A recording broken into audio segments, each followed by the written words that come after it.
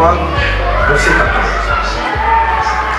Car l'Éternel, ton Dieu, marche au milieu de ton camp pour te protéger et pour livrer tes ennemis devant toi. Ton camp devra donc être saint, afin que l'Éternel ne voie chez toi rien d'impur et qu'il ne se détourne point de toi. Amen. Dieu dit à Israël qu'il marche au milieu de son camp, dans chaque famille d'Israël, dans chaque tribu, dans chaque famille, dans chaque maison. Dieu dit, lui viendra. Pour faire quoi? Pour leur protéger de leurs ennemis. Dis Amen. Hein? Dieu dit, il vient dans ta maison, il vient dans ta famille, il vient chez toi et il veut marcher avec toi. Il marche au milieu de ta famille, de ta parenté. Il marche entre toi et ta femme, entre toi et tes enfants. Amen. Dis Amen. Amen. Pour te protéger contre tes ennemis et te livrer tes ennemis. Dieu vient au milieu de toi, dans ta maison, dans ta famille. Premièrement, pour te protéger de tes ennemis, et puis pour te donner la victoire sur tes ennemis, sur tes adversaires, sur ceux qui sont contre toi, sur ceux qui se lèvent contre toi, contre les démons, le diable, contre les sorciers, les puissances mystiques, contre les puissances humaines. Dieu vient te protéger contre tous tes ennemis et puis pour te donner la victoire sur eux. Je vais t'entendre dire Amen. Amen. Et il dit, ton camp devra donc être saint. Donc pour cela, ton camp doit être saint, ta maison doit être sainte. Il faut dire Amen. Et ta famille doit être sainte. Ta maison, une maison sanctifiée. Ta famille, une famille sanctifiée. Ton camp devra donc être saint. Afin que l'Éternel, afin que Dieu ne voit pas chez toi, rien d'impur. Et t'as dit, ta maison doit être tellement pure, sainte, propre, juste, que quand Dieu vient chez toi, il ne doit rien voir qu'elle sale. Dis Amen. Souvent quand on te dit que quelqu'un t'appelle de dire, je vais te rendre visite. Qu'est-ce que tu fais chez toi? Tu arranges ta maison. Le moment, c'est ça, non? Quand ton mari dit, je dois recevoir des invités, ou bien telle personne qui vient me voir, qu'est-ce que tu fais? Tu ranges la maison, tu places bien les tabourets, les bancs, il faut faire à sa place, tu nettoies la maison. Amen. Parce que vous recevez des visiteurs, des étrangers. Parce que ta maison là reflète votre vie, n'est-ce pas? Si ta maison est sale, désordonnée, on dira que quoi? Oh, il y a désordonné lui là. Un gars sale, c'est pas ce qu'on va dire. Dieu dit à Israël, et Dieu te dit à toi et à moi aujourd'hui, que lui, il vient et il marche dans notre famille, dans chaque famille chrétienne, dans chaque église, dans chaque assemblée chrétienne, dans chaque communauté chrétienne, dans chaque maison, au sein de chaque couple, de chaque famille. Dieu dit, lui, il marche au milieu de nous. Il est avec nous. Voilà pourquoi Jésus a dit, je m'en vais au ciel, mais je suis avec vous tous les jours, jusqu'à quand? À la fin du monde. Jusqu'à quand? Jusqu'à la fin du monde. Donc Dieu est avec nous. Il marche au milieu de nous. Pour faire quoi? Pour nous protéger contre les gens qui sont contre nous. C'est ça, non? Pour nous protéger contre nos ennemis, nos adversaires. Le diable, son royaume, ainsi que leurs acolytes. Dieu marche au milieu de nous pour donner aussi la victoire sur nos ennemis et sur tous ceux-là qui nous combattent. C'est ça? Ézéchiel dit non. On a dit la parole de Dieu. Hein? C'est ça? Ok. Et dit donc, puisque Dieu fait ça au milieu de toi, au milieu de ta famille, de ta maison, donc ta maison doit être une maison sainte. C'est ça? Afin que l'Éternel ne voie chez toi rien d'impur. Afin que lorsque Dieu, là, il est dans ta maison, là, il ne voit rien qui va l'offenser, qui va le frustrer, Dieu ne doit pas avoir quelque chose dans ta maison, quelque chose de repugnant, quelque chose qui sent mauvais, quelque chose qui le déplaît. Faut dire amen. Et qu'il ne se détourne point de toi. Tu vois, non? Arrange-toi afin que lorsque Dieu vient chez toi, que rien de plus ne soit dans ta maison. Sinon, qu'est-ce qui va se passer? Dieu va se détourner de toi, c'est ça? On est là parler. On ne veut pas aller au Dieu, c'est comme ça on fait. Et Dieu, c'est tout quelqu'un de dimanche, non? Ils connaissent. Le diable Roger est en voyage. Amen. Voilà, Dieu il sera là l'autre semaine. Donc, on parle. Dieu dit. Lui, il marche avec toi. Il est dans ta famille, dans ta maison. Pour donner la victoire sur tes ennemis. Pour te livrer tes ennemis. Pour te donner la victoire sur eux. Pour te délivrer de leurs mains ténébreuses. C'est pour ça qu'il marche au milieu de toi. Pour te garder. Donc, il faut que ta maison soit sanctifiée. Il faut que ta famille soit une famille pure, une famille sainte. Afin que Dieu, quand il va venir dans ta famille, chaque fois qu'il viendra dans ta famille, qu'il ne trouve pas quelque chose qui soit impur, répugnant, quelque chose qui soit sale, quelque chose qui n'est pas beau. Est-ce que vous le comprenez?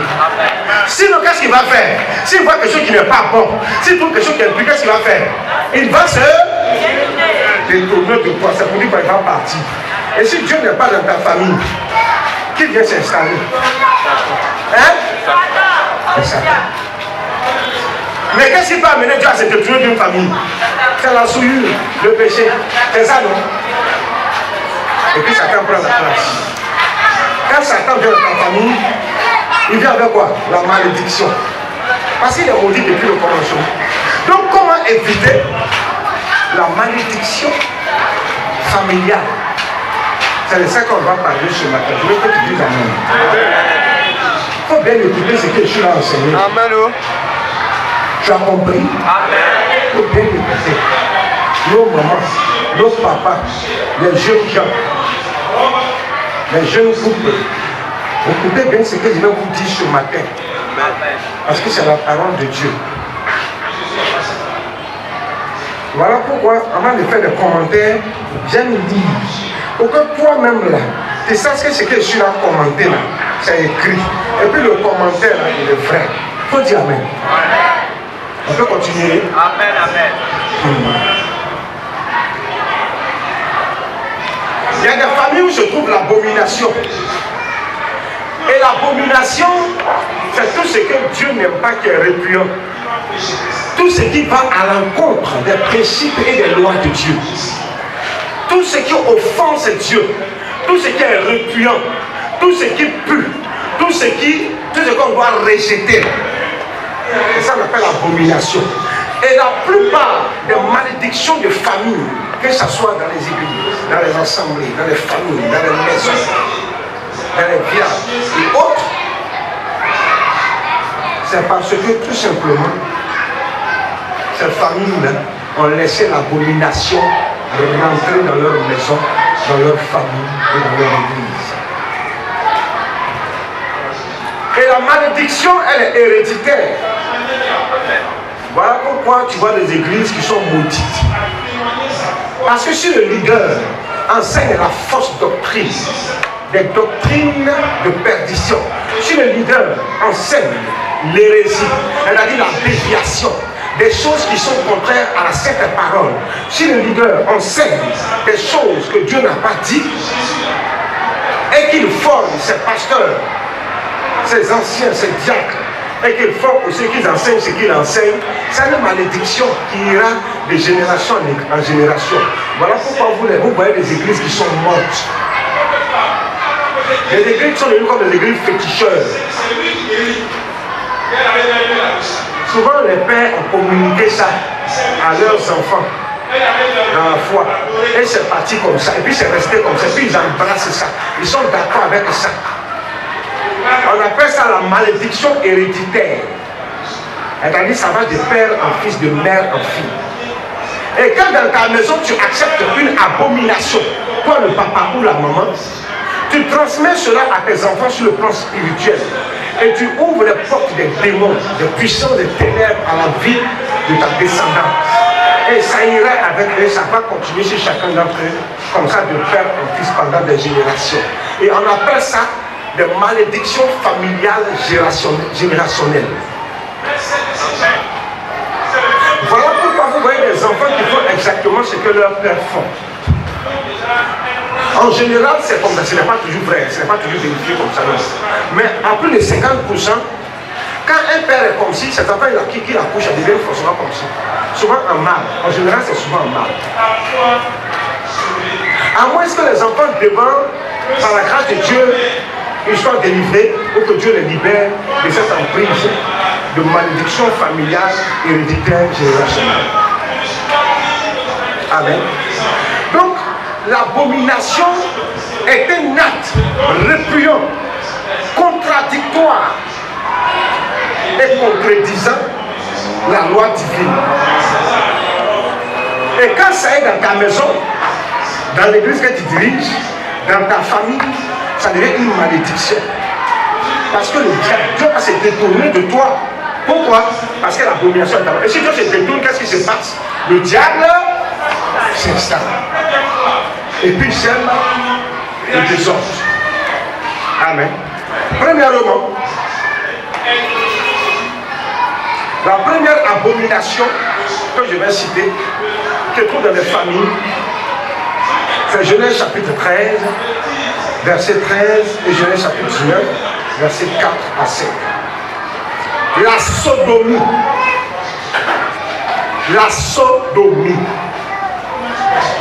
Ainsi que tout ce qui est péché d'ordre sexuel. Les gens de Sodome, verset 13, Genèse 13. Les gens de Sodome étaient méchants et des grands pécheurs contre l'Éternel. Les gens de Sodome étaient méchants. C'est-à-dire, c'était des pécheurs, des mondains, des gens de mauvaise vie. Et la Bible, c'était des grands pécheurs. Vous voyez pourquoi c'était des grands pécheurs? Parce que c'était des homosexuels, des lesbiennes. Là-bas, les femmes couchaient avec les femmes, les garçons couchaient avec les garçons. Dieu dit que c'était des grands pécheurs. Ceux qui vivent dans le péché du sexe là, le Seigneur dit, leur péché là, le Seigneur dit que c'est des grands pécheurs. Amen. Genèse chapitre 19, verset 4 à 5. Il n'était pas encore couché que les gens de la ville, c'est-à-dire des Sodomes, entouraient la maison. Depuis les enfants jusqu'aux vieillards, toute la population était accourue. Vous appelez l'autre et lui dit, où sont les hommes qui sont entrés chez toi cette nuit? Fais-les sortir vers nous pour que nous les connaissions. Fais-les sortir pour qu'on puisse coucher avec eux, pour qu'on puisse avoir des rapports sexuels avec eux. Il s'appelle que c'est les anges qui sont venus voir l'homme et sa famille. Et le gars, alors, les gens qui sont venus rentrer chez toi ici, fais-les sortir, nous on va coucher avec eux. Le Seigneur dit, c'était des grands pécheurs. Donc, ce que tu dois comprendre ce matin, tous ceux qui s'adonnent à la débauche sexuelle, le Seigneur dit c'est des grands pécheurs. Il faut répéter, grands pécheurs. Est-ce que c'est moi j'ai dit? La Bible dit les gens de Sodome étaient quoi? Des grands pécheurs. C'est écrit dans votre Bible là, chacun d'entre vous. Hein. Ne dites pas que c'est moi j'ai dit. À Sodome, les gens étaient homosexuels, c'était des pédés. À Sodome, les femmes couchaient avec les femmes. Les hommes couchaient avec les hommes. Il y avait même la bestialité là-bas, ils couchaient avec les animaux. À Sodome, les gens se masturbaient. À Sodome, il y avait la prostitution. À Sodome, les jeunes filles vivaient dans la débauche sexuelle. Les jeunes gens vivaient dans la débauche sexuelle. À Sodome, les gens vivaient dans la sodomie. D'autres même n'étaient pas pédés, mais ils pédissaient leurs femmes. Yeah. Je ne vais pas trop parler pour aller au loin des enfants. Tous ceux qui vivent dans le péché du sexe, là, le Seigneur dit quoi? Que c'est quoi? Des grands pécheurs. Est-ce que c'est moi j'ai dit?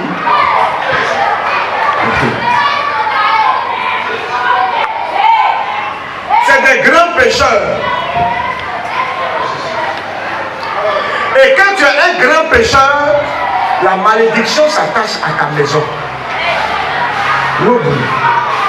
Tu vas dire, hé, mon enfant qui est un grand pécheur, j'ai fait comme.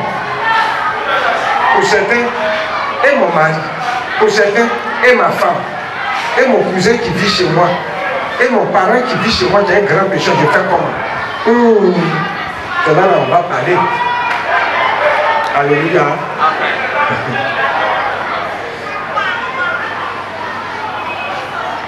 Si c'est ta femme, en général, les femmes ne sont pas des grandes pécheresses quand elles sont mariées. Les femmes n'aiment pas l'adultère. En général, ils trouvent ça beaucoup chez les hommes. C'est la vérité, non? Il faut reconnaître ce qui est vrai. En général, c'est les hommes qui trompent les femmes. C'est rare qu'une femme va rentrer dans la maison de quelqu'un et puis être adultérienne. Il n'y en a pas beaucoup. Mais si elle fait ça, c'est que c'est une véritable sorcière. Mais l'homme, les hommes croient que c'est devenu normal que d'avoir une femme et puis d'avoir des aventures. Et puis ils appellent ça aventure. Des jambous comme ça, des aventures. Quelle aventure? Et c'est qu'on ne peut pas avoir des aventures avec elle. On dit amen. Bien. Donc, si c'est ton mari qui est un grand pécheur, quand la femme prie pour lui, amen, il est le chef, tu ne peux rien contre lui. La Bible dit dans 1 Corinthiens chapitre 7 que quoi? Qu'est-ce qui se passe quand c'est comme ça? La grâce que si la femme la recouvre qui? Recouvre qui? Il dit dans 1 Corinthiens chapitre 7. Donc cette grâce que si sa fille là fait que les aventures de son mari, de son homme là, sont annulées grâce à elle, sa foi et son engagement. Dis amen. Jésus il est bon. Si ça c'était pas écrit dans la Bible, non, on fait quoi? Si ça c'était pas. Attends, on va dire. Tout ça, ça va finir. 1 Corinthiens chapitre 7. Voilà. On va sur la base des Écritures, on ne parle pas haut en haut. Voilà. Pour que tu sois convaincu, dis amen. 1 Corinthiens chapitre 7. Il a dit, à partir du verset 12. Aux autres, ce n'est pas le Seigneur, c'est moi. Mais quand Paul dit aux autres, ce n'est pas le Seigneur, c'est moi, il est toujours inspiré. C'est le Saint-Esprit qui l'inspire à parler. Donc lui, il parle à la manière des hommes. Il dit, si un frère a une femme non croyante et qu'elle consente à habiter avec lui, qu'il ne la répugne pas. Si un frère a une femme et que cette femme ne croit pas en Jésus, elle est païenne, il doit faire quoi? Est-ce qu'il doit la divorcer? Il doit la garder. C'est bien. Et si une femme a un mari non croyant et qu'il consente à habiter avec elle, qu'elle ne répugne pas son mari, elle a dit quoi? Si une femme a un mari et puis ce mari n'est pas croyant, il est païen, et puis le mari a dit que je vais rester avec toi, est-ce qu'elle doit le renvoyer? Est-ce qu'elle doit le divorcer? Est-ce qu'elle doit le quitter? C'est très bien. Bon, vous connaissez la parole de Dieu. Un banc pour vous-même. Voilà. Encore un autre banc pour vous. Il dit, verset 14, quand le mari non croyant est sanctifié par qui? Le mari non croyant est sanctifié par qui? Et la femme non croyante est sanctifiée par qui? Autrement, vos enfants seraient impurs. Tandis que maintenant, ils sont comment? Donc, à cause de la femme, le mari est comment? Jésus! C'est à cause. Elle n'allait pas dire à vos maris, hein? Tu le vois dire, faut rentrer à l'église, hein? Va à l'église. Va à l'église, hein? Et puis il était devant maintenant. Si tu t'avais dit à ton mari, c'est toi qui as cherché ton affaire. Faut pas lui dire, dis amen, hein? Faut répéter après moi, je ne vais pas dire. Madame Lobo, faut dire, parce qu'il ne va pas dire à ton frère. Non, il faut dire, je ne vais pas dire à ton frère. Voilà. Alléluia. Gloire à Jésus. Le Seigneur dit, le mari croyant là, si sa femme est non croyante, le mari l'a sanctifié son mari, sa femme. Si la femme là, elle est croyante et que son mari est non croyant, la femme là, par sa vie de foi là, son mari est sanctifié. Donc à cause d'un des conjoints, la malédiction n'entre pas dans la... Le maman a attrapé bien Jésus, hein? C'est pas vrai? Le papa la gauche a attrapé bien Jésus, hein? C'est bon, hein? Elle s'appelle de n'est pas tout. Quand ça va commencer, c'est doux. Ou bien. Donc il faut prier pour ton mari. Ça va prier. Prie pour ta maison. Dieu dit que tu n'as pas le droit de faire quoi? De le quitter. Hein? Dieu a dit que tu n'as pas le droit de faire quoi? Tant qu'il veut rester avec toi, tu n'as pas le droit de faire quoi? Pour vous là, c'est pas encore. C'est le chien en Afrique pour vous attacher là-bas. Alléluia. Mais le Seigneur fait ça. Quand le Seigneur dit ça, c'est pour ton bien. Il faut dire Amen. Donc souvent, il entend les femmes dire, non, moi je vais le quitter. Il est trop comme ci, il est comme ci, il est comme ça. Le Seigneur dit quoi? Il ne faut pas faire quoi? Donc, si tu veux, il faut te fâcher.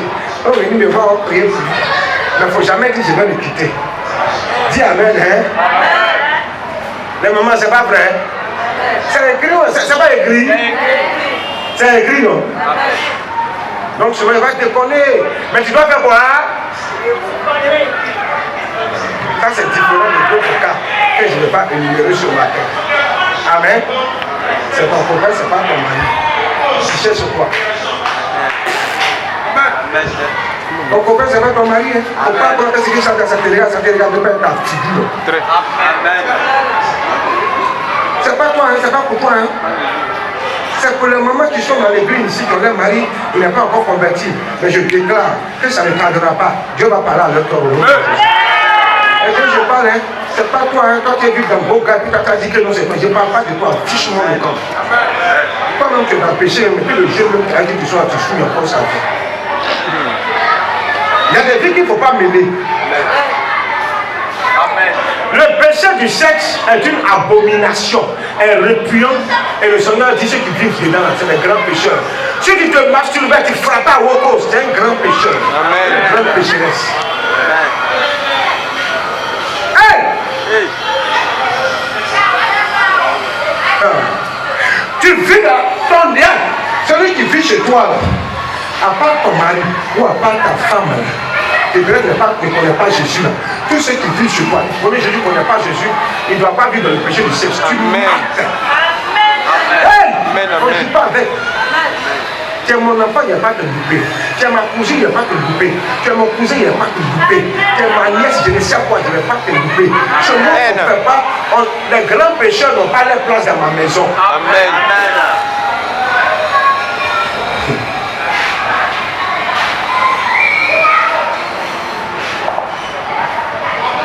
Ils acceptent tout. C'est mon frère. Il a fait comment? Mon frère, c'est moi là. On ne fait pas ça. Tu ne viens pas chez moi pour m'aider cette fille-là. Si tu veux m'aider cette fille-là, il faut aller chercher ta maison. Amen. Si tu veux parler aux gens qui sont ça, je m'en fous. Amen. Tu ne peux pas vivre chez moi et puis tu as sorti des go dehors. Va prendre ta maison dehors, tu as vu tes go là. Ce n'est pas chez moi, tu as venu dehors, tu as rendez-vous. Non, je suis venu voir telle personne. Ce n'est pas chez moi. Amen. Je dis, ce n'est pas chez moi. Amen. Vous pleurez trop dans vos maisons là, n'importe quoi. Le frère de ton mari, la soeur de ton mari, tu lui dis. D'accord? Ton frère, ta soeur, ou ta cousine, ta nièce, je ne sais qui. Vraiment, ça fait qu'il mène dans la maison, ça ne me plaît pas. Il faut lui parler. Amen. Voilà. Maintenant, si c'est toi-même la femme, c'est tes propres frères, tes propres soeurs, tes propres cousines, tes propres nièces, il faut les parler. Il ne veut pas, tu dis, il faut partir. Ma maison ne sera pas une maison de malédiction. Amen, amen. Moi, je vais vous dire ce qui est vrai. Amen. Le Seigneur dit, il marche au milieu de ta maison, de ta famille. Mais il ne veut pas voir ça dedans. Et puis toi, c'est chez toi. Il dit, il vient pour chasser tes ennemis, pour donner la victoire sur tes ennemis. Après, il te bénit, puis toi, tu as ça chez toi, tu acceptes ça. Il y a des malédictions dans les familles comme ça. Il y a des gens, ils ont leur sale vie là. Et puis ils peuvent venir contaminer la famille des gens. Amen. Son péché là, avec ta famille là, il y a des choses qui ne marchent pas dedans, il y a des choses qui sont bizarres, tordues. Et puis vous acceptez ça, on n'accepte pas ça. Amen. On n'accepte pas ça. Amen. Mais pourquoi vous acceptez ça dans vos maisons? La débauche sexuelle. Vous acceptez les grands pécheurs dans vos maisons. Et puis vous ne leur donnez pas le règlement intérieur de la maison à respecter. Amen. Dans chaque maison, il y a des principes, il y a des interdictions, des choses qu'on fait, des choses qu'on ne fait pas. Il faut dire ça. Amen. Mais des maisons où tu rentres, les enfants sont livrés à eux-mêmes. Chacun fait ce qu'il veut. Chacun se comporte comme il veut. Amen. Chacun voit sa copine à la maison, son copain à la maison. Jusqu'à l'imbécile, il a le courage de venir sonner à ta porte. On va taper à ta porte. Ou il vient dans la cour. Ou il se met devant la cour. Il envoie un petit. Va à la troisième porte. Il faut appeler une jeune fille là-bas. Il faut dire que moi il l'appelle. Et puis maman là, c'est lui qui t'appelle encore. C'est lui. Je n'aime pas ça, hein, les mamans là. Les mamans qui ont perdu leur autorité, les mères incapables, les mères indignes. Si ton père vient, je vais lui dire. Ça ne va pas chez toi. Quand tu vas parler, tu attends ton mari pour parler. Non. La diaconesse avait, c'est l'année passée, l'année je suis passé, elle m'a raconté un frère chez elle à la maison, j'ai aimé. Ouais. Son mari là, il parle pas. Il parle pas, il est là comme ça, il parle pas. Mais elle est comme ça. Voilà. C'est ce qu'il faut être. Dans chaque maison, il y a des principes. Tu ne veux pas, ça dégage. Elle te dit la vérité claire.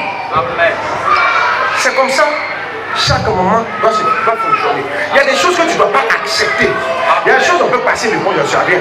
Mais il y a des choses qu'il ne faut pas accepter. Il faut dire Amen. Quel propre enfant ne faut pas accepter pour votre raison. Ceux qui ne sont pas tes propres enfants. Il faut dire la vérité aux gens. Est-ce que tu as compris? Il faut dire la vérité aux gens. Les gens voient des malédictions dans vos familles, dans vos maisons. Si tu es un homme, toi tu es chrétien, tu vas vivre dans le péché du sexe, tu vas avoir la malédiction dans ta famille. Tu es une femme, tu trompes ton mari, tu vas avoir la malédiction dans la famille. Et c'est des malédictions héréditaires. Il y a des familles comme ça, où ils sont liés par le sexe, de père en fille et de fils. Et puis ça continue comme ça, de mère en fille. Et puis ça continue comme ça. Une famille, il y a des familles de débauche sexuelle. Parce que c'est ce qu'on leur a transmis. On leur a transmis ces esprits-là. On leur a transmis ça. Et puis les enfants sont dedans. Ils vont donner ça aussi à leurs enfants et à leurs petits-enfants. Et ça va de génération en génération. C'est une malédiction familiale, générationnelle. Le Seigneur dit, ce genre de famille-là, je me détourne d'eux. Il n'est pas dans ce genre de famille. Est-ce que vous comprenez ce que je suis à dire? Est-ce que je suis à dire, c'est moi qui le dis? C'est pas Dieu qui a dit. Il dit, il va venir, il vient chez toi. Il marche dans ta maison, dans ta famille. Mais, tout ce qui est impur, il faut enlever ça dans ta maison. Sinon, il va faire quoi? Il va se détourner. Il va quitter ta famille. Il va quitter ta maison. Il va quitter ton couple. Il va quitter ta maison. Et puis, qu'est-ce qui va se passer? La malédiction va venir s'installer là. Le diable, les démons, les mauvais esprits vont venir s'installer. Et Jésus de Nazareth. Qui a compris cette première partie? Vous avez compris? C'est bon? Tu as compris? Les mamans, vous avez compris? Donc je peux continuer. Vous les jeunes gens, vous aimez la débauche sexuelle. Vos mini, vous portez les filles. Les garçons, vos flottes, vos gainés pétés sauvages, vous portez partout. Pour aller draguer les filles. C'est des malédictions, vous êtes des grands pécheurs. Les filles, vous toujours, avec vos affaires de go gars, vous êtes des grandes pécheresses. C'est moi j'ai dit? Non. Est-ce que c'est moi j'ai dit? Non. Isaac, est-ce que c'est moi j'ai dit? C'est Dieu qui a dit non. C'est écrit. Donc tous ceux qui sont dans le péché du sexe, c'est des grands pécheurs. Donc pour ne plus être un grand pécheur, il faut faire quoi? Il faut se détourner de cela. Il faut enlever ça de ta vie. Il faut enlever ça de ta famille. Si tu faisais, il faut t'arrêter. Maintenant que je suis là à parler de ça, Dieu est là te parler. C'est pour dire qu'il ne faut plus recommencer. Il ne faut plus recommencer. Il ne faut plus recommencer. Ah. Tu as compris? Amen. Si tu avais une go, il fallait rompre. Si tu avais un gars, il fallait rompre. Amen. Il ne faut pas dire non, moi je ne sais pas comment je vais lui dire, fiche-moi le cas, va chez ses parents. Je ne veux plus être avec toi, moi je suis chrétien, je donne ma vie à Jésus. Et la parole de Dieu dit que je ne dois plus le faire. Donc toi et moi, là, c'est fini, c'est bon. Et puis tu viens t'asseoir à la maison. Non, je l'aime, mais je ne peux pas lui dire ça. Oh. Je ne peux pas lui dire ça. Tu ne peux pas lui dire ça. Tu t'es marié. C'est ton mari. Vous avez combien d'enfants ensemble? Vous vivez ensemble. Oh, va là-bas! Oh, hors. Va lui dire ça là-bas, on quittait les gens passer hors. Et vilain pour son boulot. Tu dis non, je ne peux pas les séparer. Je ne sais pas comment je vais lui dire ça. Quand vous aimez votre péché, c'est comme ça que vous vous comportez. C'est une malédiction. Je dis, c'est une malédiction. Si tu trompes ta femme, il ne faut plus tromper ta femme. C'est une malédiction que tu envoies dans ta famille. Les démons vont contaminer tes enfants avec le sexe. Les démons vont envoyer la malédiction sur tes enfants, sur les générations à venir. Ça va? On a compris? Deuxième point. Les dieux étrangers, les faux dieux. Les faux dieux. Faut dire les faux dieux. Jésus de Nazareth. Moi j'aime enseignement. Quand c'est comme ça, c'est clair. La pierre, c'est ça. C'est clair. Quand on enseigne, on le dit. C'est bon, pas où tu vois, pas de personne inventer rien, faut dire ce qui est écrit. Amen. Si tu trompes ton mari, il ne faut plus le tromper. C'est une abomination. C'est une chose répugnante. Dieu va quitter ta famille, quitter ta maison à cause de ça. Faut dire amen, oh. Il y a Madame Boulou qui aime dire amen, oh. Madame Boulou faut dire amen, oh. Le Seigneur il a pris ça. Il n'a pas entendu. Voilà. C'est elle qui aime dire ça. Donc c'est là-bas, il a copié ça. Tu vois, il faut tricher les bonnes choses. Mais les gens ne trichent pas les bonnes choses, ils aiment tricher les mauvais. Il faut tricher ce qui est bon. Alléluia. Tu as ta manière d'adorer Dieu, et puis un jour, tu entends qu'à adorer Dieu d'une autre manière, puis ça t'a plu, tu as aimé. Il faut copier ça. Mais malheureusement, les gens n'aiment pas copier ce qui est bon. Hein. Ils aiment copier ce qui n'est pas bon. L'homme est compliqué, hein? Les dieux étrangers. Exode chapitre 20, verset 3. Tu n'auras pas d'autre Dieu devant ma face. Hey! Dieu dit, tu ne vas pas adorer un autre Dieu. Alléluia. On dit, je ne vais pas adorer un autre Dieu que le seul vrai Dieu. Alléluia. Madame Marie et ton mari, allez au travail. Vous allez partir en voyage. Hein? Ok. Ça va chez toi? C'est que je suis là d'abord avant qu'on dise ça. C'est que je ne sais pas tout. Tu lui dis l'essentiel. Voilà. Tu lui dis l'essentiel, puis c'est bon. Alléluia. Tu n'auras pas d'autre Dieu devant ma face. Deutéronome chapitre 11, verset 28. Deutéronome chapitre 11, verset 28. La sœur, ça va? La bien-aimée sœur. La sœur qui est derrière, voilà. Derrière moi. Ça va? Que le Seigneur te bénisse. Ça fait 2 dimanches que je n'étais pas vu. J'ai demandé après toi tout ça. Tu étais malade. Maintenant ça va. Que le Seigneur te fortifie et qu'il te bénisse au nom de Jésus. Et que tu ne tombes plus malade au nom de Jésus. Quand il ne va pas, il demande après quoi? Il chauffe le pasteur à l'ici et puis l'évangéliste Solange. Je n'ai pas vu la soeur là. Où elle est? Appelez-la. Je commence à menacer. Et aussi, quand il appelle, il se cherche à même temps. Papa, on va appeler, pardon, on va appeler pour demander pourquoi il n'est pas fini. Alléluia. Donc souvent, il y a des gens qui croient que moi, ils ne m'intéressent pas. Je demande. Et puis, il dit à quelle personne, mais est-ce que tu appelles telle personne? Alléluia. Parce que moi, peut-être, je peux ne pas te connaître de nom, mais je vois les visages. Donc, quand je ne te vois pas, je sais que tu n'es pas venu. Dis amen, hein? Deutéronome chapitre 11, verset 28. La malédiction. Si vous n'obéissez pas au commandement de l'Éternel, votre Dieu, et si vous vous détournez de la voie que je vous prescris en ce jour, pour aller après d'autres dieux, que vous ne connaissez point. La malédiction vient sur une famille lorsque cette famille-là n'adore pas le vrai Dieu. C'est pas ce qu'elle dit. Amen. Si tu adores un autre Dieu que l'Éternel, le Dieu puissant d'Israël, celui que Jésus-Christ a envoyé, et celui qui a envoyé Jésus-Christ là, si ce n'est pas lui que tu adores, et puis tu adores un autre Dieu, Dieu dit, la malédiction est dans ta famille. Dans ta maison. Ça c'est moi j'ai dit, c'est écrit, hein? C'est ça, non? Voilà pourquoi je vous exhorte toujours à faire comme les chrétiens libérés, qui chaque jour examinaient les Écritures pour voir ce qu'on leur disait était vrai. Voilà pourquoi j'aime vous parler en utilisant les Écritures. C'est-à-dire, on lit, et puis je commente, et puis toi-même tu as vu. Alléluia. C'est ce qu'on m'a appris. C'est comme ça qu'on m'a appris à prêcher. C'est comme ça qu'on m'a appris à enseigner. Alléluia. Même si c'est que je vais te dire à ses frères, je vais chercher dans la Bible des versets qui collent avec, qui vont avec, pour t'enseigner ça. Là, c'est quelque chose que je te dis là. Je ne dis pas seulement, mais Dieu a d'abord dit. Maintenant, moi, je prends pour te répéter ça. Dis Amen. Donc, tous ceux qui ont des fétiches chez eux à la maison, des gris-gris, vous les mamans là, vous aimez quand vous accouchez vos enfants, vous aimez mettre des conneries à leur poignet. Des colliers bizarres, on dit non, ça c'est pour oiseaux. Maladie de oiseaux. Montrez-moi un oiseau là, moi je vais le tuer.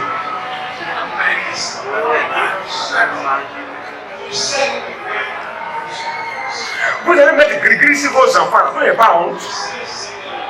Non, on dit ça ne fait rien, vous n'avez pas honte. Regardez les blancs, vous voyez gris-gris sur les enfants. À plus forte, tu vois que tu es chrétien. Chrétienne. Elles sont là toujours en train de mettre des conneries sur les enfants. Si elles cachent des enfants, là, on met des trucs bizarres. Les petits pères de rond, blanc. On leur met ça à leur poignet. On dit c'est cuir. Ils ont mis quoi dans le cuir là? Je ne sais pas, ils ont mis quoi dans. Je ne sais pas ce qu'il y a dans le cuir là. Je ne sais pas si c'est une sortilège. Si c'est un envoûtement, tu ne sais même pas. Tu mets ça sur le cou de ton enfant, sur la hanche, les reins de ton enfant, sur le poignet, vous cherchez quelqu'un même. Bon, vous les mamans qui avez les bébés là, si vous avez ça sur vos enfants, vous dites ici. Oh, le pasteur, qu'on va me récupérer ça. Enlever ça, si tu as ça sur ton enfant, il faut enlever tout de suite là pour donner. Ah! Si le Sahel là, il faut donner en même temps est mieux. Donc il n'y en a pas. Que le Seigneur vous bénisse. Même si c'était à la maison, il faut aller jeter ça à la poubelle. Amen. C'est pas ça qui va protéger ton enfant des oiseaux.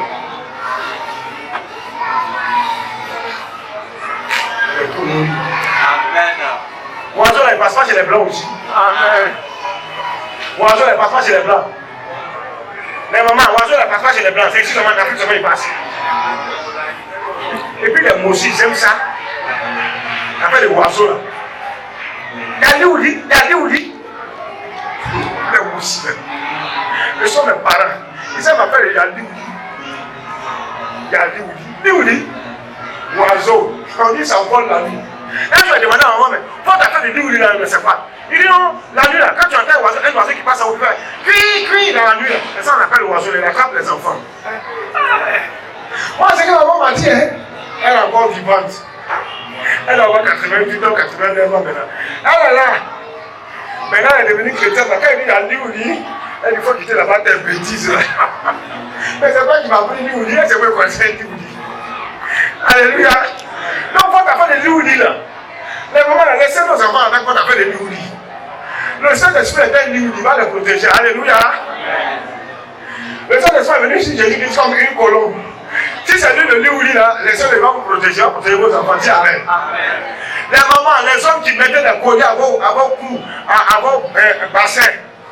Non, c'était pour ma maman, elle m'a donné, il y a manqué de beurre. C'était pour mon papa, la bague de mon père. Il dit non, je dois avoir ça. C'était son arrière-grand-père qui lui a donné, c'est de l'idolâtrie. C'est des dieux étrangers. Il faut jeter ça. Amen. Canari te chute au lit, il faut aller casser ça, mettre ça dans la poubelle de là-bas. Oh. Fétiche qui est chez toi, il faut jeter ça, c'est pas bon. On ne marche pas avec Jésus et puis on a fétiche chez soi à la maison. C'est une abomination. Amen. Quand tu as ça dans ta maison, c'est un Dieu étranger. Dieu n'entre pas là-bas parce que tu as déjà un Dieu chez toi. Quand tu vas au village, c'est là-bas que tu te rends à faire des générations. Tu te rends à adorer les fétiches. Dieu n'est pas dedans. Amen. On dit Dieu n'est pas dedans. Dieu n'est pas dedans. Il y a des gens qui ne font pas ça qu'ils soient dedans. Mais chaque année, ils vont au village. On dit non, on doit adorer tel truc. Oh, ben, je vais donner mon argent. Moi, il ne fait pas aussi, mais je donne mon argent. Donc tu adores aussi. Ton argent va adorer, donc c'est pas qu'elle a adoré. C'est une malédiction que tu as dit dans ta maison. Les malédictions de famille. Il faut arrêter ça. Sinon, ça va suivre tes enfants, tes petits-enfants, de génération en génération. Dans ta famille, les gens seront sous le poids de la malédiction à cause des dieux étrangers que tu as envoyés chez toi. C'est pas bon. Il faut dire c'est pas bon. L'idolâtrie, le fétichisme, le maraboutage. Mon pasteur marabout. Satan, il est malin. Satan, il est malin, il est rusé. Il sait que tu n'as pas allé chez féticheur. Mais il va envoyer féticheur à l'église. Voilà pourquoi il y a des pasteurs en église, c'est des féticheurs. Des faux pasteurs. Amen. Des analphabètes souvent. D'autres sont des ignorants. D'autres même c'est exprès, ils sont dedans. D'autres ils ne savent pas que ceux qui sont dedans, ils sont dans le faux. C'est du fétichisme. C'est des dieux étrangers qu'ils adorent. Ils n'adorent pas le vrai Dieu. Et quand on parle de ça, les gens, ça les fait mal. Mais ça te fait mal, il faut changer. Dis je change. On fait faire des pratiques démoniaques aux gens dans les églises. Et puis, on croit que ça vient de Dieu. Ça, c'est des dieux étrangers.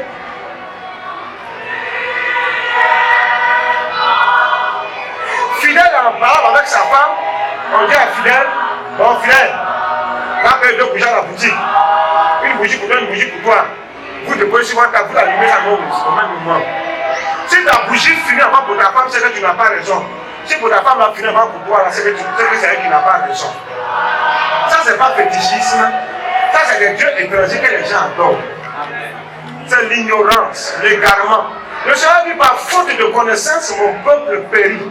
Mon peuple s'égare. Bon. On prend les pratiques et les cérémonies de l'Ancien Testament. Je dis bien cérémonie, je précise cérémonie. Parce que toutes les cérémonies ont été accomplies dans le baptême de Jésus et dans la Sainte Seine. On prend des cérémonies de l'Ancien Testament, des cérémonies même des coutumes juives. Les coutumes juives ne sont pas la loi de Moïse.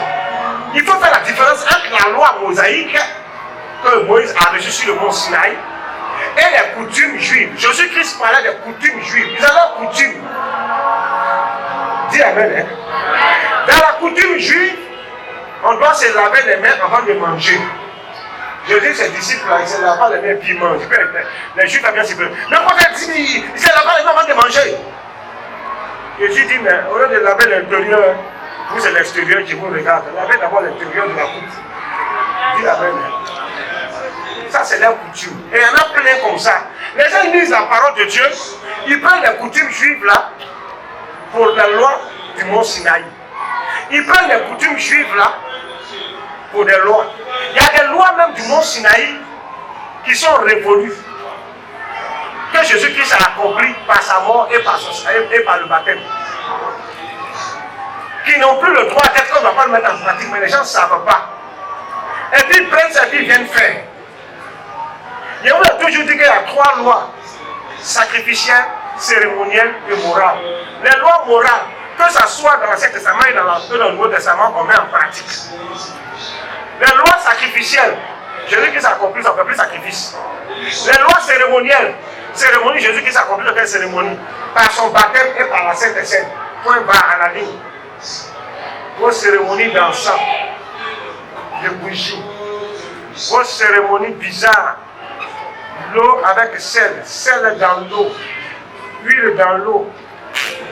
Tout ça, c'est des cérémonies caduques qui n'ont rien à voir avec la doctrine. C'est des pratiques étrangères, des pratiques contraires à la loi de Dieu. Des pratiques qui n'ont rien à voir avec la loi morale. C'est des lois cérémonielles.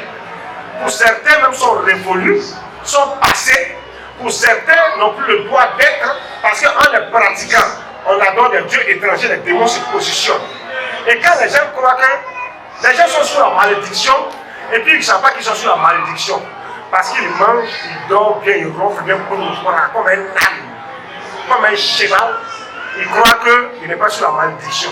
La malédiction, c'est celle-là qui t'amène au péché, à la mort, à la séparation d'avec Dieu. Et puis tu vas partir en enfer. Alléluia.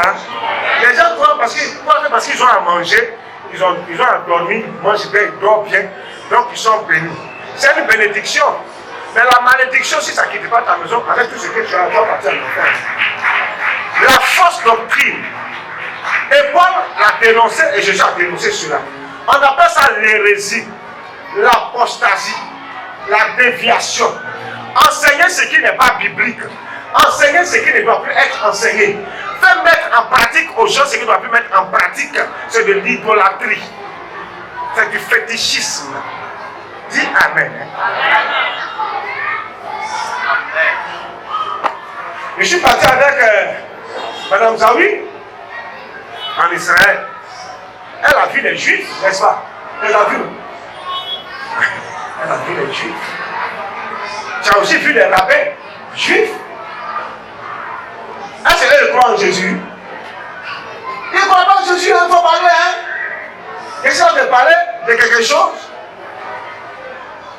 Les Juifs ne croient pas en Jésus. Et vous blaguez. Les Juifs ne croient pas que Jésus, c'est le Messie. Pour eux, ils attendent encore le Messie qui doit venir délivrer Israël. Pour eux, Jésus n'est pas le Messie. Donc, aucun rabbin juif et aucun juif, aucun hébreu, à moins qu'il ait accepté Christ comme Seigneur et Sauveur, ne croit en Jésus-Christ comme Seigneur et Sauveur. Voilà pourquoi eux ne parlent pas de Jésus. Voilà pourquoi eux n'utilisent pas le Nouveau Testament. Ils utilisent l'Ancien Testament qu'on appelle la Torah. Amen. Et en utilisant l'Ancien Testament, on n'a pas dit Jésus. Donc ils n'utilisent pas Jésus. Ils s'en foutent de Jésus. Ils s'en foutent du Nouveau Testament. Pour le Nouveau Testament, c'est des conneries. Voilà pourquoi tu ne verras ni un rabbin, ni un juif prononcer le nom de Jésus. Ça ne t'intéresse pas. Ne crois pas en ça. Bravo, dis Amen. Quand on enseigne la vérité, ça vous fait mal. Amen. Comment elle dit ça? Amen. On dit Amen. Amen. Est-ce que vous savez que souvent les gens ont peur de bouche des gens aussi? Oui. Moi, si tu as peur de quelqu'un, c'est Dieu. Ne pas peur de bouche de quelqu'un. C'est que quelqu'un va aller dire si moi ça me dit. Amen. Mais pour vous que ce que moi je dis là, ça soit vrai, et puis ça soit défendable, et puis ça soit doctrinal, ça soit écrit, moi je dis. Le reste là, il est maniaque. Elle dit que c'est moi elle dit. Et puis je suis content. Moi, un vrai enfant, c'est que son papa l'enseigne, il n'est pas pour l'enseigner. Un enfant lâche. Quand son papa l'enseigne, il n'a pas quelqu'un pour aller parler, il a peur. Donc un peu, tu n'es pas comme ton père. Un enfant qui n'est pas comme son père, c'est un faux enfant. Dis Amen. Les gens ont toutes sortes de pratiques contradictoires à la loi divine. Un jour, j'ai écouté un homme de Dieu, sur les réseaux sociaux, qui dit que pendant la crise de 2010-2011, il allait à l'ambassade d'Israël, aller voir des Juifs, qui lui ont donné des secrets.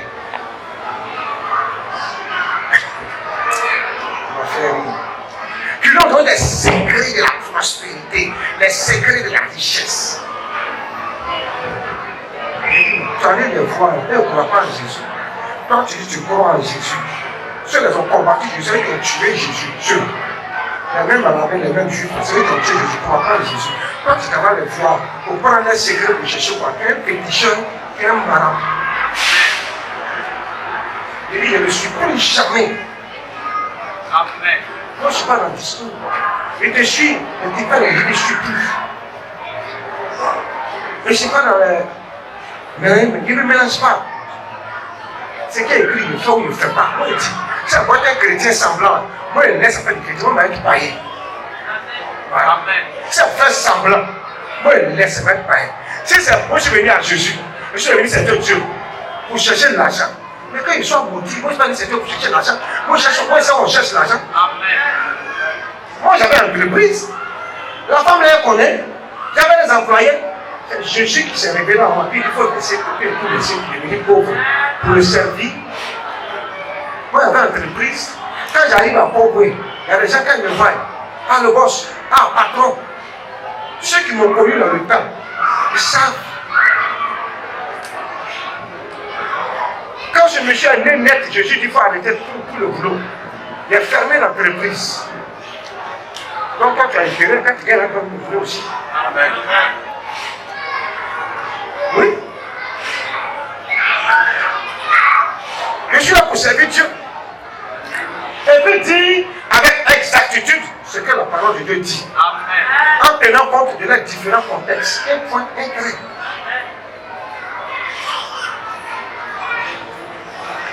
Mais quand on vous parle, vous croyez qu'on a calomnié les gens. Moi, je n'ai pas calomnié quelqu'un, moi, je calomnie personne. Moi, je dis ce qui est écrit. Quand j'entends quelque chose, et puis c'est pas bon, le jour où je parle, puis ça va le matin, je parle de ça. Et puis ici devant, celui qui n'est pas content, on ne fait pas parler. Tu prends ta Bible, tu viens devant moi. Je prends ma Bible et je te pose. On va dire où c'est écrit là. Et puis on tenir compte des contextes. Et puis on va voir. Et c'est toi qui dois avec toi. Moi, si c'est moi, j'en aurais, moi, je dis, ah, vraiment, je reconnais que j'en aurais, pas. Mais si tu en aurais aussi, il faut reconnaître.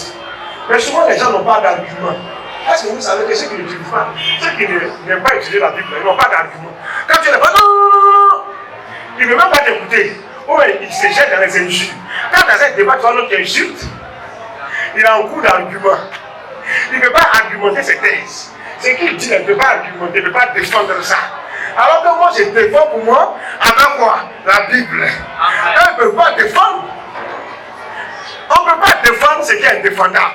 On défend ce qui est défendable. Et moi, je défends parce que c'est écrit. Toi, tu défends avec pourquoi? Voilà pourquoi moi, je suis serré. Moi, je suis assis là pour les regarder. Ceux qui se jettent là, moi, je suis là. Tu m'appelles, moi, viens, voilà la Bible, on ouvre, on voit. Elle te montrer que tu connais rien de la Bible. Et que moi, j'ai des pères qui sont assis dans la parole de Dieu, qui connaissent la parole.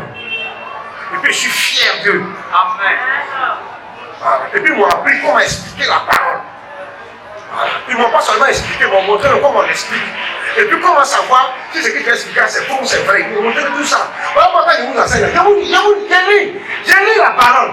Pour que toi, tu sois convaincu. Il faut dire pour que je sois convaincu. Oh!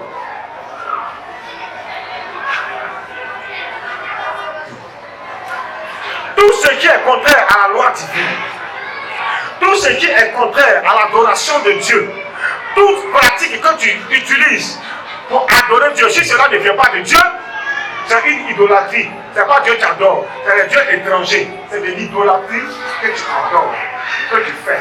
Tu es dans le fétichisme, tu es dans l'apostasie et la déviation. C'est moi qui dis. Et puis allez enseigner ça aux gens. C'est compris? Amen. Mais quand on vous enseigne la parole de Dieu, ça fallait répéter aux gens. Vous pouvez vous l'enseigner là-dessus, vous cherchez quel nom. C'est quand on vous l'enseigne là, c'est pour parler pour vous-même. Et puis prenez pour aller discuter avec les gens dehors. Et puis, note que tu prends là. Tu lis ça devant les gens. Hey! Si tu es bloqué, il faut venir me chercher, il est parti. Ouais? Et bon, on se défend là-bas. Je suis aussi bloqué, il appelle mon père. Il a dit Mokoro. C'est le président des pasteurs de l'Assemblée de Dieu du Mokoro. Toi, Eliane, tu le connais. Il s'appelle Nagalo Jérémie. C'est mon père. C'est lui qui m'a pris. Quand on marche avec le Seigneur, je l'ai regardé prêcher. Puis j'ai appris à prêcher. Amen. Tu as parti le voir, non? Tu n'es pas une bonne personne.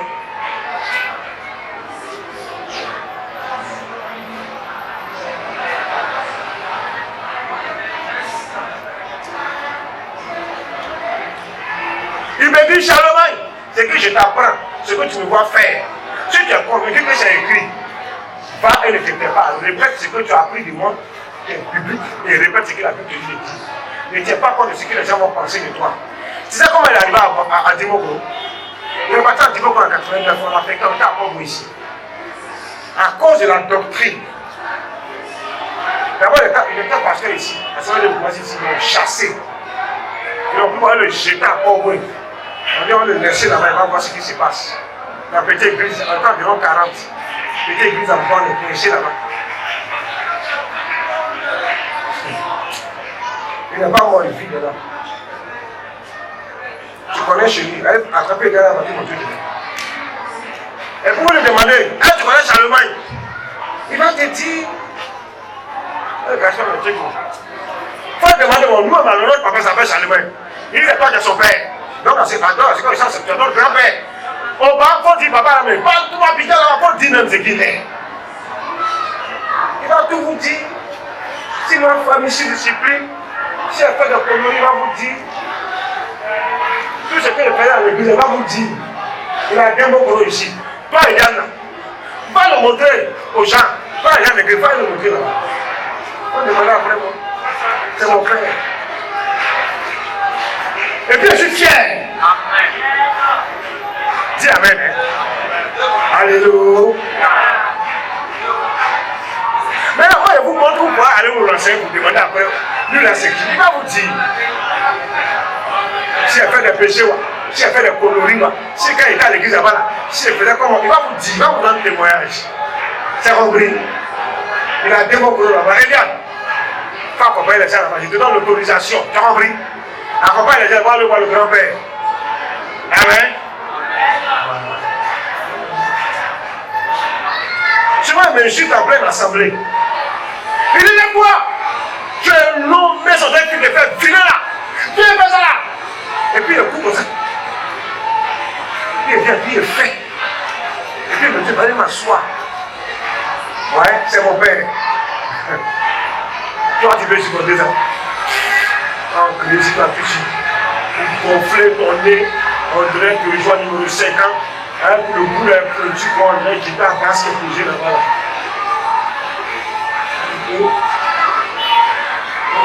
Quand on dit c'est mon père, on dit n'importe qui est son père. Si moi je suis ton papa, il faut t'estimer heureux. Hein? Moi, il t'enseigne la parole. L'idolâtrie. Si ça va en Cameroun, c'est une malédiction. Puis il faut dire Amen. Hein? Ça, c'est mon Cameroun. Il faut dire Amen. Hein? L'idolâtrie. Il ne faut pas ça dans ta maison. Tu as compris? Il ne faut jamais avoir petit chez toi. Moi, ça, je me dis ça. Tu vas faire un mot. Alléluia. 3. Le vol. Voler. Chuani. Wardim. Comment on dit voler en anglais? Voleur. Il faut dire voler en anglais. Hey, Isaac, comment on dit voler en anglais? Hein? Quoi? Tif. Tif. Non, le mot de voleur en anglais, c'est trop joli. Je ne peux pas. Voleur. Voilà, là, ça fait mal.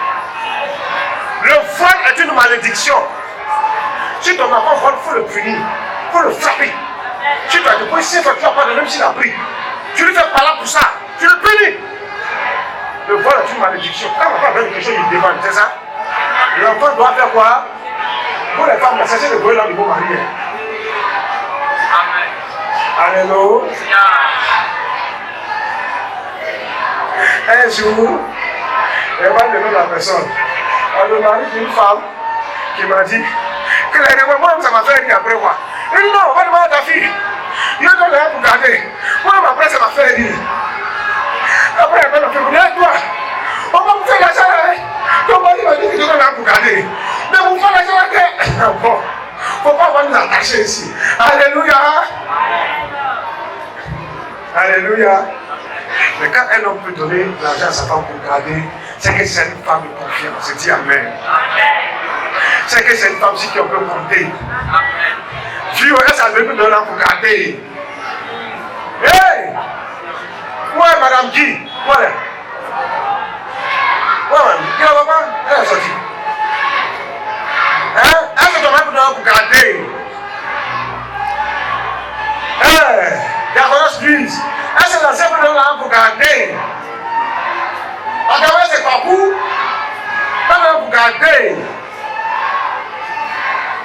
Hey! Diacones. Sylvain. C'est l'ancien président là, vous gardez. Est-ce que tu n'as pas dépensé? Et moi, j'étais fier. Cette même nuit, quand je suis sorti, j'ai dit merci à Dieu. Il dit Seigneur, je te rends grâce. C'est-à-dire, son mari dit je lui donne l'argent pour garder, pour faire tel truc. C'est extraordinaire.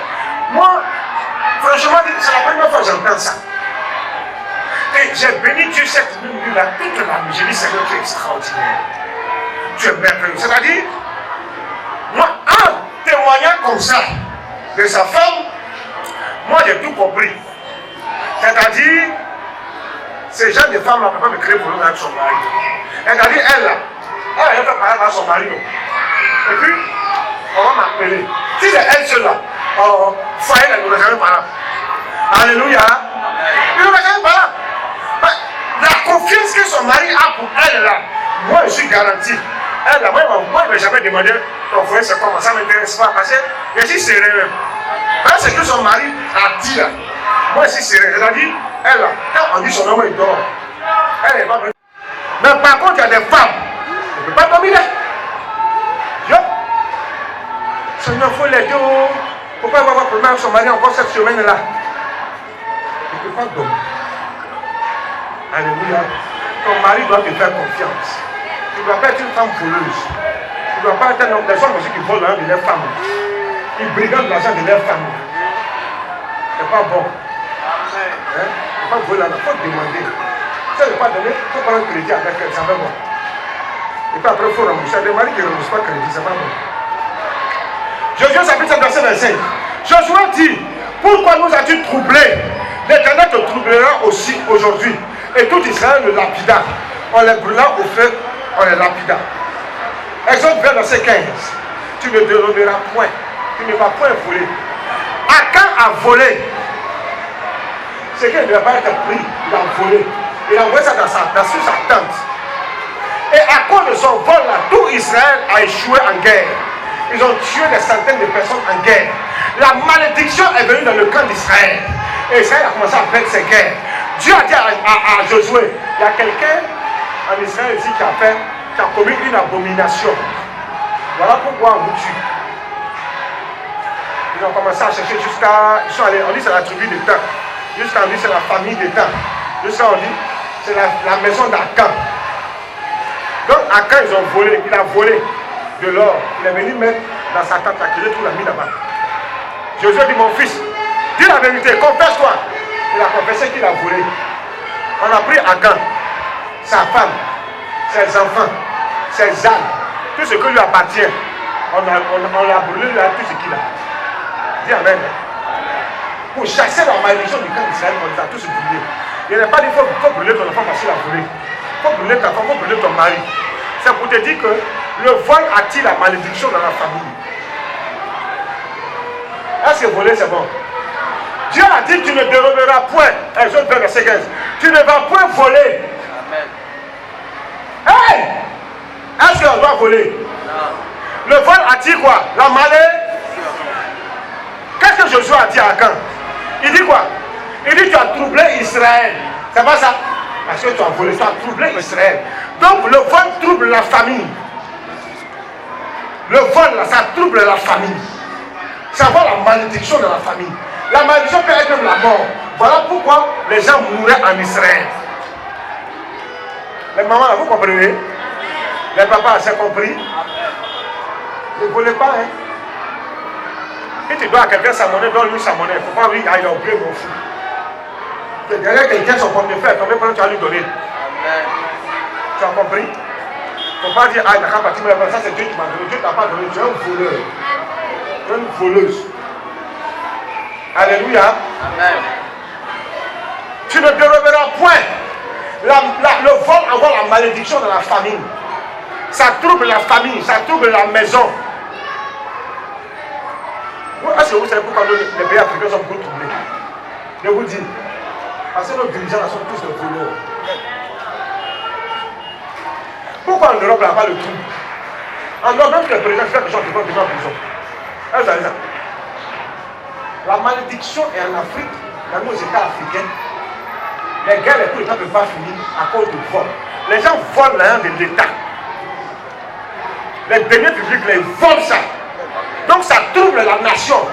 Ça trouble le pays. Les populations ont faim. Ils n'ont rien. Et puis ils mentent en longueur de journée. On fait les emplois jeunes, on crée les emplois jeunes. Les emplois jeunes pour leur propre camp, pas pour tout le monde. Tous des bandits, des voleurs. Ta maison sera troublée si tu laisses le vol entrer dans ta maison. Ton enfant il a envoyé un crayon de l'école. Tu n'as pas payé ça pour lui. Il a volé dans son camarade, son voisin de classe. Et puis tu dis, alors si ils ont volé pour lui, donc pour lui, il ne faut pas donner. Toi, il faut prendre pour tes amis si tu vois. Mère voleuse. Tu apprends ton enfant à être voleur. Demain, il va voler, ils vont le tuer. Son vol là-bas troubler ta famille, troubler ta maison. Ça peut gâter le travail de ton mari, ça peut détruire tes activités. Le vol, c'est une malédiction. Ça trouble la vie. Ça trouble. Akan a volé, non? Ça a troublé sa famille, troublé sa tribu, troublé tout Israël. Ça a mené même la mort en Israël. Madame dit, c'est fort, hein? Et ton mari est là, il faut le soutenir. Hein? Alléluia. C'est important. Il faut l'aimer, hein? Il faut le chérir. Tu as compris? Voilà. Quand elle rentre le soir comme ça du boulot, elle dit chérie, elle a un petit bisou. Viens lui demander même si tu fais ça. Viens demander. Elle dit de demander, c'est qu'elle a confiance. Non, ma fille, elle a fait confiance. C'est ma voisine. Elle fait confiance, c'est propre. Moi, je ne crée rien. Alléluia. Tu as béni, ma fille, tu as béni, tu as béni. Mais fille, elle ne peut pas faire ça. Quand il parle de mon fils, elle dit, ton fils, il s'en fout de ça, il s'en fout de ça. Il n'y a pas de garçon qui s'en fout de ça, hein? Quel garçon qui n'aime pas bisous? Là, le sourire de l'ancien Becker. Lui, là même là, son sourire entre un sourire, il dit, oh, le vieux même, il pose des questions qu'on ne va pas poser. Là, c'est Dieu, c'est un enfant. Dieu m'a écrit ça. Il faut prendre cantique de cantique, si Dieu n'a pas écrit. À Diaconesse, bisous, bisous, chaque soir, quand il a un bisou. Oui, ancien, est ça, non? Ah, mais ça, c'est clair. Désormais, hein, si dimanche prochain, tu me fais le compte en amitié, tu n'as pas de bisous quand tu rentres. Bisous. Hein. Gladys, il ne faut pas rire. Hein. Le vol, c'est une malédiction. Est-ce que c'est compris? Amen. Si tu volais, tu ne dois plus. Oui. Si tu es un taximan, ici, quand on dit un taxieur, si c'est français plus fort que pour nous, on ne dit pas taximan. Taximan, là, ça veut dire garçon de taxi. On dit taxieur. Taxieur, c'est le chauffeur du taxi. On dit taxieur. Ici, quand on ne dit pas taximan, on dit taxieur. Donc, boss, taxieur. Si tu es un taxieur, remets la monnaie des clients. On va faire aller une monnaie. D'abord, a maudit quelqu'un à cause de 50 francs. Donc, c'est la galère. Elle est montée dans le bac, elle a donné, je ne sais pas c'est combien. Le gars lui devait lui donner 50 francs comme monnaie. Maintenant, vous savez qu'elle est balancée là. Il a sauté, il a couru. Là, après 50 francs, il a commencé à courir. Elle dit si tu es parti à 50 francs, si tu as pu dormir, le gars a freiné un peu. Il a lancé le vie. À cause de 50 francs, il a maudit. Tiens, les 50 francs. Tout ce qui était autour, il éclatait des rires. Il a dit tout ça, c'est pauvreté. Après, 50 francs, il a maudit. Elle commence à vouloir le gars frère, il donner 50 francs là. Mais bon, pardon, la prochaine fois, il faut laisser. Pas il m'a créé 50 francs, elle a maudit, pardon. Il faut laisser les. Elle dit non, c'est là l'habitude. Mais elle a trouvé aussi des gens qui vont la soutenir dans ce palabre. Oui, c'est vrai. Ma fille, tu as bien fait. Tu as jamais fait à 50 francs des gens. À 100 francs des gens, c'est là le travail. Oui, les autres tombés sur malédiction. Elle a commencé à maudire là même. Le gars dit bouge ça là. Faut pas ça, ça prend 50 francs me tuer. Tiens, les 50 francs, puis là, son tchour. Et puis il fuit pour repartir. Alléluia. Le vol n'est pas bon. Le vol trouble. On a compris? Si tu volais, tu ne peux plus voler. Hein? Le vol, ça va malédiction familiale. Il y a duré, non? Mais c'est à cause de toi que je parle. Si on me connaît ça déjà. Mais c'est pour toi que je parle. Et puis je prends le temps de parler pour que tu puisses bien comprendre. Parce que souvent les gens là, après je me rends compte qu'ils ne comprennent pas ce que je dis. Donc je dois prendre le temps de parler. Quatrième et dernier point. Ça va vous choquer. Le dernier point, ça va vous choquer. Hein? De vous choquer. Amen. C'est pas moi. C'est écrit. Moi mon problème là, c'est que je dis toujours c'est écrit. J'ai eu un docteur en théologie. Chaque jour quand il parle, quand il nous enseigne, il dit est-ce que c'est moi qui ai dit? On dit non. Il dit c'est écrit. Donc j'ai pris ça de lui. C'est écrit. Il dit vous aimez trop prêcher sans utiliser les versets. C'est pas bon. Vous mettez les chrétiens dans la confusion. Quand vous entendez un autre message dehors, il est mélangé. Il ne croit plus en toi. Pourtant ce que tu as dit c'est écrit. Mais comme tu n'as pas montré dans la Bible là, il ne peut pas croire. On est d'accord? On est d'accord? La pierre, ça va?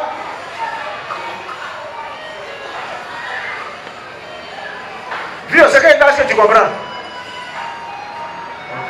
Tu es béni au nom de Jésus. Deutéronome, chapitre 23, verset 12 à 13. Les déchets corporels. Les déchets corporels. Il y a quand les déchets chez toi là, Dieu ne vient pas. Saleté. Dieu n'aime pas ça. Deutéronome, verset 23, chapitre 23, verset 12 à 13. Tu auras un lieu hors du camp, et c'est là dehors que tu iras. Tu auras parmi ton bagage un instrument dont tu te serviras pour faire un creux et recouvrir tes excréments quand tu voudras aller dehors. Tu dois avoir un instrument.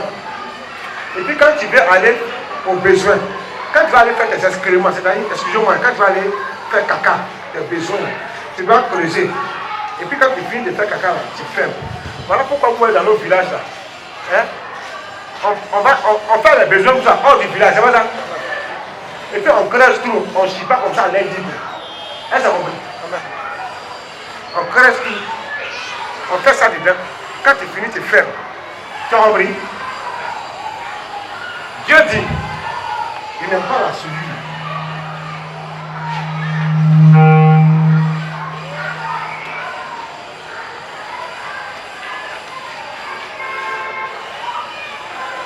Dieu n'aime pas la souillure. Là, c'est la souillure corporelle. Vous voyez beaucoup de versets, mais il ne faut pas tout lire, c'est tout. La souillure corporelle, c'est-à-dire péché, excrément. Hein? Quand tu fais ça, là, si ton enfant a fait, tu es dans le pot, il faut vite prendre ta vessie au toilette. Tu as compris? Amen. On ne laisse pas ça comme ça. Souillure du corps, pipi. L'enfant a pissé dans le pot, il faut renverser rapidement. Tu as compris? Dans le WC, il faut tirer. C'est compris? Amen. C'est la souillure du corps. Dieu n'aime pas ça. Les femmes, vos menstrues. Tu as compris? Les menstrues, là, quand ça vient, il faut vite jeter ça. Tu as compris? Amen. On ne fait pas cotisation dans la maison. Tu as compris? Amen. On ne garde pas ça dans la maison. Tu as enlevé ta serviette. C'est pas serviette comme tissu, hein. Bon, les femmes ne comprennent. Tu as enlevé ta serviette, hein, le linge, tu as enlevé, tu as plié, tu as tassé dans un sachet ou dans un papier, jette à la poubelle pour faire passer ça pour aller sur la partie. Pour le mettre dans la poubelle, et puis cette poubelle-là ne doit pas être dans la maison. Non! Hors de la maison. C'est compris? Il y a ton poubelle dans la maison. C'est pas grave. Mais la poubelle en général ne doit pas être dans la maison. Ça doit sortir hors de la maison. Soit devant la cour, ou bien au fin fond de la cour. C'est compris? Dieu n'aime pas la saleté. On appelle ça la souillure corporelle. Il y a un point que Dieu est sale. Dieu n'est pas sale. Amen. Les chrétiens qui arrivent chez eux, ils sont sales. Dieu n'aime pas la saleté. Amen. Quand tes pas est sale, Dieu se retire.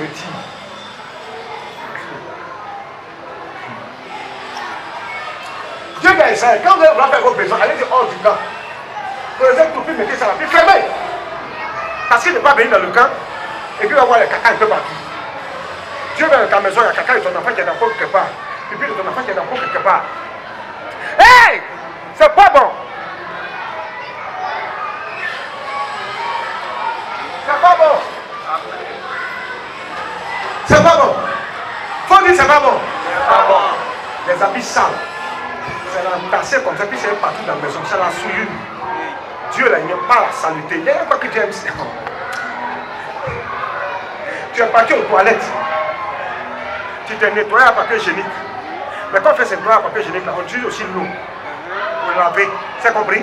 Et puis quand tu as fini là, tu mets là, tu laves à un savon. Peut-être que tu ne sais pas à quel moment tu l'as prié. Non seulement c'est hygiénique, et puis en plus de cela, Dieu aime quand c'est propre. Quand tu es parti au WC, tu es sorti, on va bien ton derrière. Tu viens te mettre, Seigneur Jésus, tu sens caca. Il faut quitter là-bas. Tu vas te dire à la personne, c'est vos prières coloris là, vos prières de souillure là. Hein? Je suis là pour parler. Moi je dis ce qui est écrit. Amen. Je n'aime pas la souillure corporelle. Saleté vous faites à la maison, il faut arrêter ça. Amen. Tu sens. Tu sens des coups matin. Tu es parti dans tes activités. Tu es rentré le soir. Quand tu ne veux pas prier, tu ne veux pas te laver, tu veux dormir comme ça. Et puis là, tu veux dormir comment? Tu es sale, tu veux prier le Seigneur. Fiche le camp, tu es sale. Tu as des aisselles qui puent. normalement, donc normal, toute la journée, il a travaillé, il est sorti, ou il est parti, quelque chose là où il est parti le soir, il rentre, il prend un bon bain, n'est-ce pas? Une bonne douche, il va se manger, il va regarder la télévision, puis après il va passer à la prière. Toi, tu es sale, tu es l'établi, tu n'aimes pas te laver, tu vois que Dieu aime les gens sales, tu vois que Dieu se promène avec les saletés.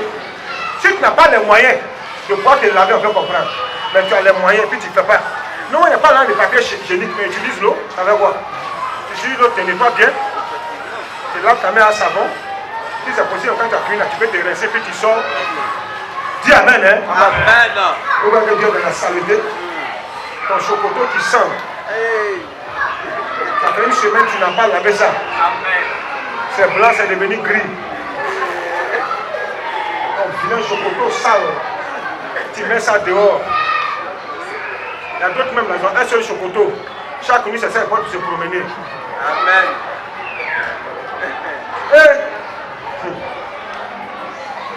Samuel est parti à Cocody chez ses parents.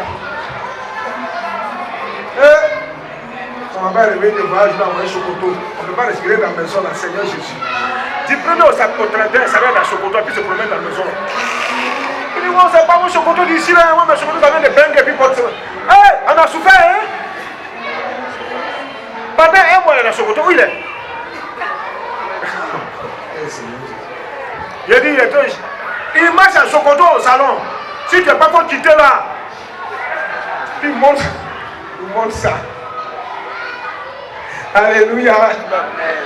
On dit pardon. Nous, on sait qu'on n'a pas chocoto ça là aussi. Ça là, nous, on sait qu'on va aller payer.